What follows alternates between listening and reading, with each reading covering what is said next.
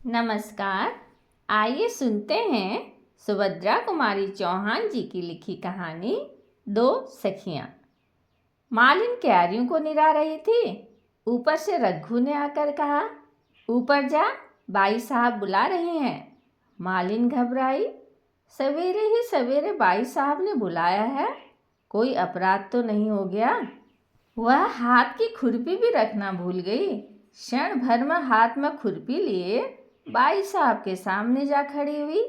पास ही उसकी धोती का पल्ला पकड़े खड़ी थी उसकी छोटी सी बेटी रमिया। मालिन, रोज रोज हमारी मुन्नी पढ़ने जाती है और स्कूल में बैठी बैठी थक जाती है। इधर तुम्हारी रमिया दिन भर घास खोदती है और बगीचे में मजा करती है। अब यह न होगा, रमिया को भी पढ़ने जाना पड़ेगा। मालकिन का स्वर सुनते ही मालिन का भय जाता रहा। बोली, रमिया तो आपकी ही है बाई साहब, चाहे पढ़ने भेजो चाहे बगीचे में काम कराओ, पर रमिया पढ़ने जाएगी तो मुन्नी रानी का बगीचा सूख न जाएगा, उसे कौन सींचेगा? किसी के बोलने से पहले ही मुन्नी बोल उठी, तो फिर हम भी बगीचा सींचेंगे। रमिया पढ़ने न गई तो हम भी न जाएंगे, चाहे कुछ भी हो। मालिन ने कहा, पर रमिया के पास पट्टी भी नहीं है, पुस्तक भी नहीं है, कौन देगा मुन्नी रानी? मुन्नी बोली, पट्टी और पुस्तक का बहाना मत करो मालिन, हम देंगे, पर रमिया पढ़ने नहीं जाती तो हम भी नहीं जाते। यह लो। कहती हुई पट्टी पुस्तक फेंककर मुन्नी भागी। माँ ने उसे पकड़कर कहा, ठहर जा मुन्नी, रमिया भी जाएगी पढ़ने।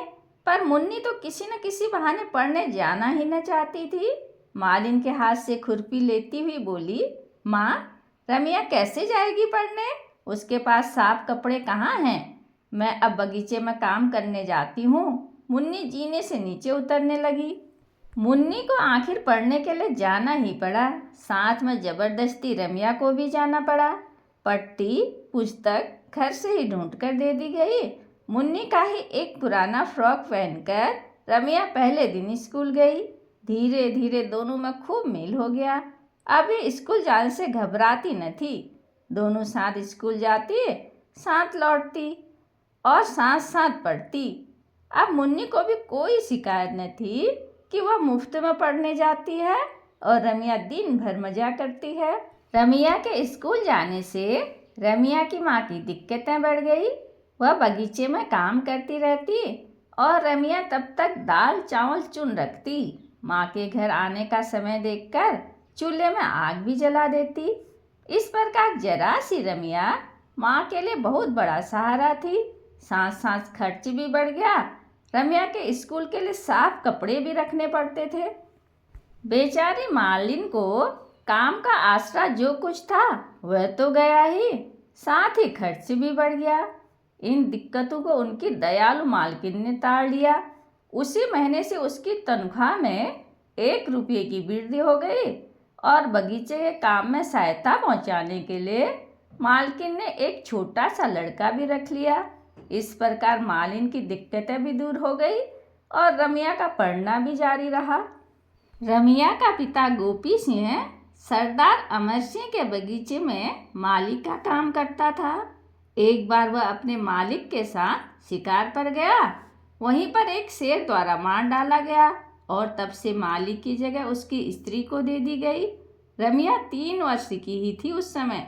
तब से माँ बेटी दोनों बगीचे का काम करती थी और वहीं रहती भी थी। दिन जाते देर नहीं लगती। देखते देखते लड़कियां बड़ी हो गई। दोनों जिस दिन से साथ साथ पढ़ने लगी, उनमें सद्भाव के साथ साथ गाढ़ी मैत्री भी हो गई। मुन्नी अपने किसी भी व्यवहार से यह न प्रकट होने देती कि रमिया उसकी आश्रिता मालिन की बेटी है। रात को रामी जरूर माँ के पास सोती थी, बाकी सारे समय मुन्नी उसे नीचे आने ही न देती थी। इसी साल दोनों ने मैट्रिक की परीक्षा दी है। मुन्नी के पिता मुन्नी के ब्याह की तैयारी में हैं, पर रामी की माता के सामने एक समस्या थी।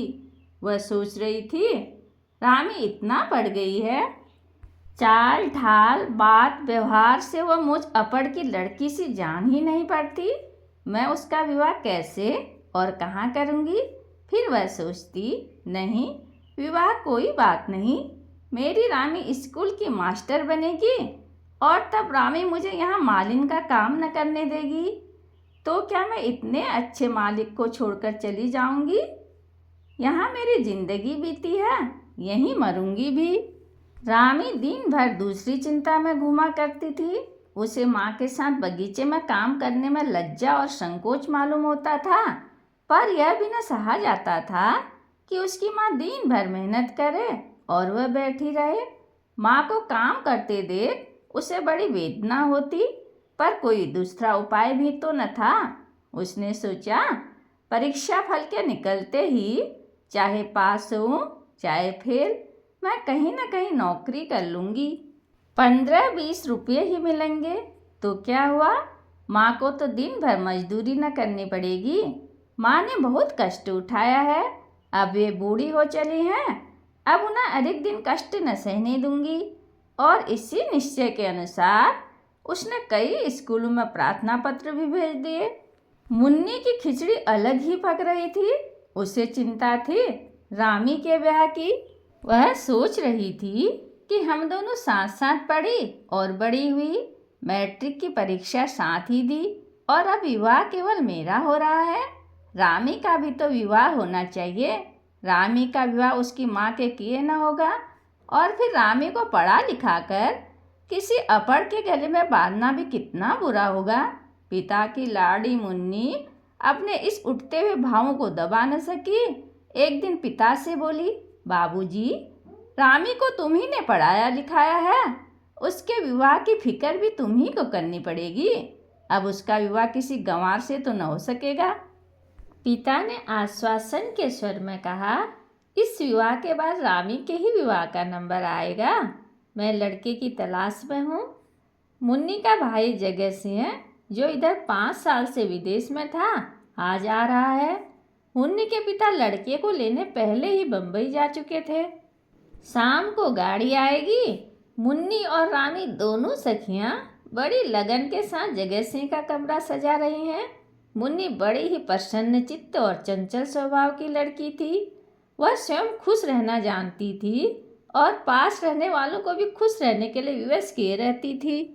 भाई की मेज पर एक सुंदर टेबल क्लॉथ बिछाते हुए मुन्नी बोली, देख रामी, मैंने तेरे विवाह के लिए भी पिताजी से कहा है। वो कोई सुंदर सा तेरे ही सरीखा पढ़ा लिखा वर खोजकर तेरा विवाह कर देंगे। और मुन्नी ने एक हल्की सी चपत रामी के गालों पर जड़ दी। रामी उदासी में बोली, पर मैं तो विवाह करूंगी ही नहीं। मुन्नी हंसती हुई बोली, ऐसा तो मत बोल रामी, तू मुझसे डरती नहीं। मैं कहीं मचल गई तो पिताजी को मेरे विवाह से पहले तेरा विवाह करना पड़ेगा। स्कूल जाने की बात भूल गई क्या। और दोनों हंस पड़ी। अचानक श्रृंगार मेज के पास बड़े आईने में दोनों को अपना प्रतिबिंब दिख पड़ा। मुन्नी कुछ देर तक देखती रही, फिर बोली, रामी, मैं तुझसे गोरी हूँ, पर सुंदर तू ही मुझसे ज़्यादा है। अच्छा देख, तुझसे कहे देती हूँ, तू मेरे पति के सामने मत आना। कहीं ऐसा न हो कि वह मुझे छोड़कर तुम्हें पसंद कर ले। मुन्नी को एक धक्का देकर रामी बोली, अब तुम मेरा बहुत मजाक तो मत उड़ाओ। कहाँ तुम और कहाँ मैं, बहुत फर्क है। तुम मुझसे गोरी भी हो, सुंदर भी हो, फिर भी तुम घबराना मत। मैं तुम्हारे पति के सामने ना आऊँगी। तुम्हारे ऊपर उसका जो प्रेम होगा, उससे कण भर भी न लूँगी। अब खुश हुई। मुन्नी बोली, पर सुंदर मुझसे ज़्यादा तो तू ही है। मेरा दिल कहता है और यह दर्पण भी कहता है, जी चाहता है इसे तोड़ दूँ। फिर कुछ ठहर कर बोली, अच्छा भैया को आने दो, जिसे सुंदर कहेंगे बस वही सुंदर है, ठीक है ना। और फिर चाहे बंदर को भी सुंदर कह दे, रामी ने कहा, और एक फूलदान में फूल सजाने लगी। दोनों हाथ रामी की पीठ पर धम से पटकते हुए मुन्नी बोली, पर यहाँ बंदर कौन है, तू कि मैं, बोलना। रामी ने कहा, न तुम न मैं, पर कहीं वे किसी तीसरे को ही सुंदरता की उपाधि दे दे तो। मुन्नी प्रसन्न है और रामी चिंतित। उसे ऐसी चिंता है जिसे वह किसी पर प्रकट भी नहीं कर सकती। इस जटिल समस्या को सुलझाने के लिए वह कई दिनों से घोर प्रयत्न करके भी नहीं सुलझा सकी। उसका स्वाभिमान कहता है कि अपनी माँ को लेकर यहाँ से चली जाओ। आज जगत सिंह आ रहे हैं। विवाह में दूर दूर से न जाने और कितने लोग आएंगे, और सबके सामने रामी की माँ मालिन का काम करे। रामी से यह देखा न जाएगा। वह अपनी माँ के साथ चुपचाप बिना कुछ कहे सुने कहीं चले जाना चाहती है, जहाँ उसे कोई न जाने, कोई न देखे। पर माँ से यह प्रस्ताव करने से उसे भय मालूम होता है, कहीं माँ न माने तो बात भी फैल जाएगी और उसके स्वाभिमान को धक्का लगेगा। साथ ही उसके इस प्रकार चले जाने से मुन्नी बहुत दुखी होगी। वह जानती है कि मुन्नी का उस पर निश्चल और अटूट प्रेम है। रामी बिस्तर पर औंधी पड़ी थी। उसकी माँ रोटियां बनाकर खा रही थी। इतने में ही आ पहुंची मुन्नी। मालिन से बोली, मौसी, कल से तुम बगीचे में काम न करोगी। माँ से मैंने तुम्हें महीने की छुट्टी दिलवा दी है। यहाँ ताला लगाकर आज रात से तुम और रामी दोनों को मेरे साथ सोना पड़ेगा। और धीरे से रामी के कान के पास जाकर बोली, मुझे हल्दी चढ़ेगी ना? हल्दी चढ़ी लड़की को अकेली नहीं सोने देते, समझी? फिर जोर से बोली, उठ चल, स्टेशन जाना है। जगत भैया को लेने न चलोगी? रामी उठकर मुन्नी के साथ चली गई। उसकी एक बहुत बड़ी चिंता दूर हो गई थी, किंतु फिर भी वह स्टेशन न जा सकी। मुन्नी को अकेले ही स्टेशन जाना पड़ा। स्टेशन से जगत सिंह, उनके पिता, मुन्नी और बहुत से लोग जो जगत की अगवानी के लिए स्टेशन पहुंचे थे, घर आए। बहुत देर तक घर में चहल पहल मची रही। जगत कुछ अस्वस्थ था। सबसे विदा लेकर वह सोने के लिए अपने कमरे में आया। कपड़े उतार कर लेट गया। वह सचमुच थका हुआ था। किंतु एक ही मिनट बाद आंधी के झोंके की तरह दोनों दरवाजों को फटाफट खोलती हुई मुन्नी पहुंची। एक हाथ से वह रामी को घसीटती हुई ला रही थी। वह बोली, भैया, सोने से पहले तुम्हें एक बात का फैसला करना है। सच सच बताना, मैं ज़्यादा सुंदर हूँ कि यह? जगत हंस पड़ा। बोला, मुन्नी, तू अभी तक मेरी बच्ची ही है। जा, मुझे सोने दे, मैं थक गया हूँ। और वह करवट बदल कर सो गया। भैया, तुम बड़े खराब हो, कहती हुई रूठकर मुन्नी चली गई। किंतु इसके बाद जगत सो न सका। उसके सामने रह रहकर शर्माई हुई रामी का चित्र आ जाता था। वह यही निर्णय न कर सकता था कि यह लड़की कौन है। विवाह में दूर दूर से बहुत से संबंधी रिश्तेदार आए होंगे। मुमकिन है उन्हीं में से किसी की लड़की हो। पर इसे तो जगत ने कभी देखा है, चेहरा पहचाना हुआ सा लगता है। जिस बात का उत्तर वह मुन्नी को न दे सका था, वही उत्तर बार बार उसके दिमाग में चक्कर काट रहा था। कितनी सुंदर लड़की है। सुंदर आभूषणों का अभाव उसकी सुंदरता में कमी नहीं ला सका। रंग बिरंगे कपड़े तथा हीरे मोती के आभूषणों से उसकी जो सुंदरता दब जाती, वह उसके अभाव में और उज्जवल होकर चमक उठी है। कन्या सुंदरी है, अनुपम सुंदरी है, फिर चाहे जिसकी हो। जगत ने करवट बदली। सामने मुन्नी की तस्वीर लगी थी। उसने सोचा, मेरी पगली बहन भी सुंदर है, पर इस लड़की के चेहरे पर जितना आकर्षण और भोलापन है, इसकी आंखें जितनी सुंदर हैं, उतनी मुन्नी की नहीं। मुन्नी मेरी ही बहन तो है। जैसा मैं हूँ वैसी ही वह भी है। सुबह 6 भी न बज पाए थे कि मुन्नी के उद्यम के मारे जगत का सोना मुश्किल हो गया। जगत उठकर बैठ गया। मुन्नी से बोला, मुन्नी, जरा गंभीर बनो बहन, अब तेरी शादी होने वाली है। जगत की दृष्टि दरवाजे की ओर गई। 2 सुकुमार पैर दरवाजे की ओट में ठिठक गए थे। मुन्नी ने जैसे जगत की बात सुनी ही न हो, बोली, भैया देखो, रामी अब तुमसे शर्माती है, आती नहीं अंदर। वह देखो वहाँ खड़ी है।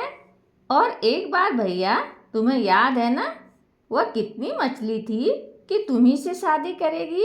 और फिर जब तुमने कहा कि तुमने इससे शादी कर ली और इसे 2 पैसे दे दिए, तब कहीं यह मानी। मुन्नी एक सांस में यह सब कहकर हंस पड़ी। जगत चौंक पड़ा।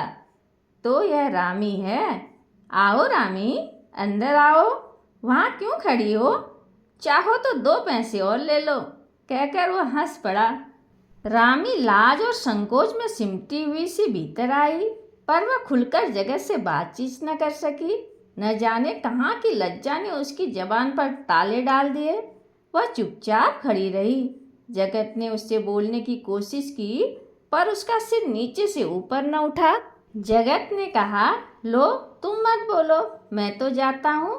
मुन्नी की समझ में न आया कि आखिर जगत भैया से रामी इतनी क्यों शर्माती है। उसने रूठ कर कहा, जा, तू बड़ी खराब है रामी। तूने मेरे जगत भैया का अपमान किया है। तू उनसे नहीं बोली, मैं भी तुझसे न बोलूँगी। रामी ने नम्रता से कहा, नहीं बहन, मेरी नियत अपमान करने की नहीं थी। तुमने छुटपन की ऐसी बात बता दी जिससे शर्म के मारे में मरी जा रही थी। फिर कैसे बोलती? और दोनों सखियों में उसी समय मेल भी हो गया। उसी दिन लड़कियों का रिजल्ट निकला। दोनों पास थी। मुन्नी 2nd डिवीजन और रामी 1st। मुन्नी ने इससे कुछ बुरा न माना। वह रामी के पास आकर उससे लिपट कर बोली, देख रामी, तू सभी बातों में मुझसे बढ़ती जाती है। मैं 2nd में पास हुई हूँ, तू 1st में। यह ठीक नहीं। तुझे मेरे साथ साथ चलना चाहिए। रामी ने कहा, सभी बातों में नहीं बढ़ रही हूँ, विवाह तुम्हारा ही पहले हो रहा है। कौन जाने तू इसमें भी मुझसे आगे बढ़ जाए, कहती हुई मुन्नी भाग गई। क्योंकि बाहर नगर के एक बहुत बड़े कपड़े के व्यापारी अपनी लड़की की शादी का पैगाम जगत के लिए लाए थे। लड़की इंटर में इसी साल गई है, बहुत सुंदर है और लखपति की कन्या है। पर जगत से जब पूछा गया तो उत्तर मिला, अभी कोई जल्दी नहीं है, मुन्नी का विवाह हो जाने के बाद इस पर विचार होगा। उधर मुन्नी तो जगत के सिर हो गई कि भैया शादी जरूर स्वीकार कर लो, फिर तो तुम्हारी ससुराल से मैं रोज नई नई साड़ियाँ लाकर पहनूंगी। फिर रामी, मैं और वह भाभी, हम 3 हो जाएंगे। कितना मजा होगा। जगत अपने पहले निश्चय पर दृढ़ रहा और विवाह की बात मुन्नी के विवाह तक के लिए टल गई। स्वयं सरदार अमर सिंह को भी अभी बेटे के विवाह की कुछ जल्दी न थी।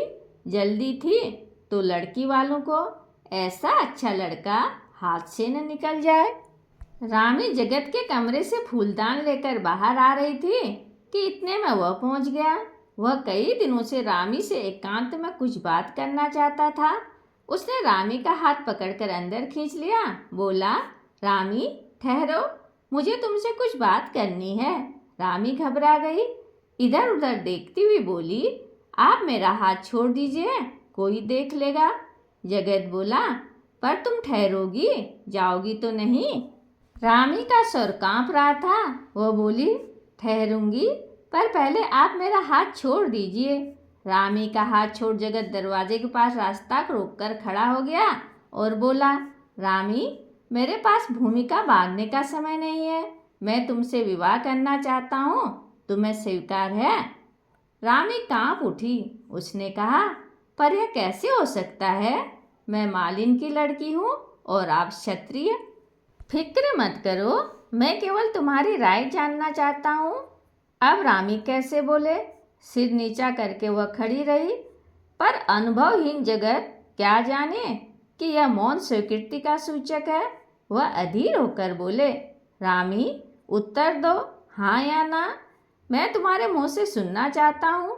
तुम खुशी से स्वीकार कर लोगी तो ठीक है, इनकार करोगी तो मैं तुम पर किसी प्रकार का दबाव न डालूंगा। सच्चे आदमी की तरह मैं तुमसे पूछता हूँ, क्योंकि मैं तुमसे विवाह करना चाहता हूँ, पर तुम्हारी अनुमति से, तुम्हारी इच्छा के विरुद्ध नहीं। रामी फिर चुप। जगत से न रहा गया। उसने फिर रामी का हाथ पकड़ लिया और बोला, रामी, मेरा भविष्य तुम्हारे उत्तर पर निर्भर है। बोलो, तुम्हारी इच्छा के खिलाफ मैं तिल भर इधर उधर न जाऊंगा। बोलो, तुम्हें स्वीकार है? मैं बहुत पहले ही स्वीकार कर चुकी हूँ, कहती हुई हाथ छुड़ाकर रामी भाग गई और सीधी जाकर अपनी माँ की खाट पर लेट रही। उसने मन ही मन कहा, रामी के चंडी ठाकुर, तुम ही रामी को भुला देते तो रामी का दुनिया में कौन रह जाता। जगत ने अपना निश्चय पिता से कहा। पिता के पास काफ़ी पैसा था, रुपयों का उन्हें लोभ न था, फिर वे स्वयं रामी को बहुत चाहते थे। इस बात पर किसी को कुछ ऐतराज हुआ तो जगत की माँ को। वे किसी बड़े आदमी से ही संबंध जोड़ना चाहती थी।